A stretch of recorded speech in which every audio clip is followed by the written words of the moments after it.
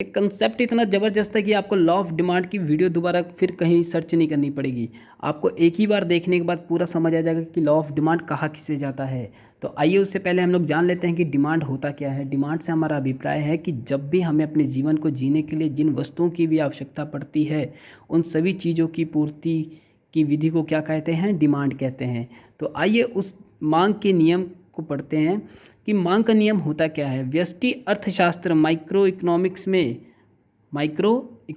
में मांग का नियम कहता है क्या? मांग का नियम कहता है कि सभी पहलुओं को बराबर रखते हुए किसी वस्तु की कीमत का गिरना उसकी मांग को बढ़ा देता है तथा किसी वस्तु की कीमत का उठना उसकी मांग को गिरा देता है। आइए हम इसे बहुत ही आसान शब्द में एक बार फिर से पढ़ते हैं कि जो माइक्रो इकोनॉमिक्स है, आपका जो छोटे स्तर का इकोनॉमिक्स है, उसमें क्या कहा जाता है मांग को कि सभी पहलुओं को बराबर रखते हुए, मतलब सभी तरह की कंडीशन सेम है, ठीक है, मतलब उतनी डिमांड है भी और उतनी डिमांड नहीं भी हो, या हमारी उतनी ज़रूरत है या उतनी ज़रूरत नहीं है, हम दोनों ही कंडीशन में सेम हैं, ठीक है। उस स्थिति में क्या होता है कि किसी वस्तु की कीमत का गिरना, मतलब मान लीजिए अभी शादी का माहौल नहीं है, ठीक, अभी शादियों का सीज़न नहीं है, तो क्या है, सोने का प्राइस यदि गिर जाता है तो उसे ख़रीदने वाले ज़्यादा लोग हो जाएंगे।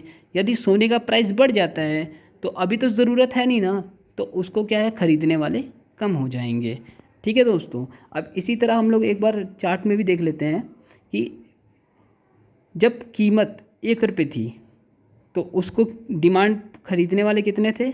5 थे, ठीक। जैसे ही कीमत 1 से बढ़ के 2 हुई तो ख़रीदने वाले कम हो गया, कितने हो गए? 1। और जैसे ही 2 से 3 की तरफ प्राइस गया वैसे ही डिमांड में भी कमी आ गई, और जैसे ही 3 से 4 महंगा हुआ, 4 रुपये तक गया, वैसे ही ख़रीदने वाले और कम हो गए, और जैसे ही 4 से 5 हुआ वैसे ख़रीदने वाला सिर्फ 1 रह गया। तो आइए इसका हम लोग एक बार ग्राफ भी देख लेते हैं। देखिए, ये जो हमारा y और 0 है वो हमारा क्या है? प्राइस, कीमत है, ठीक। और जो y और x है ये हमारी क्या है? क्वांटिटी ऑफ डिमांड, मतलब ये हमारा मांग है, ठीक है।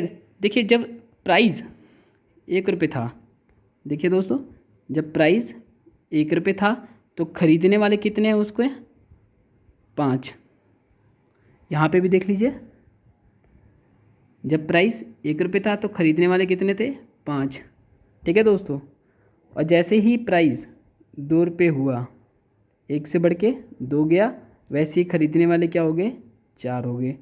और जैसे ही प्राइस 3 रुपये गया तो वैसे ही ख़रीदने वाले भी 3 हो गए।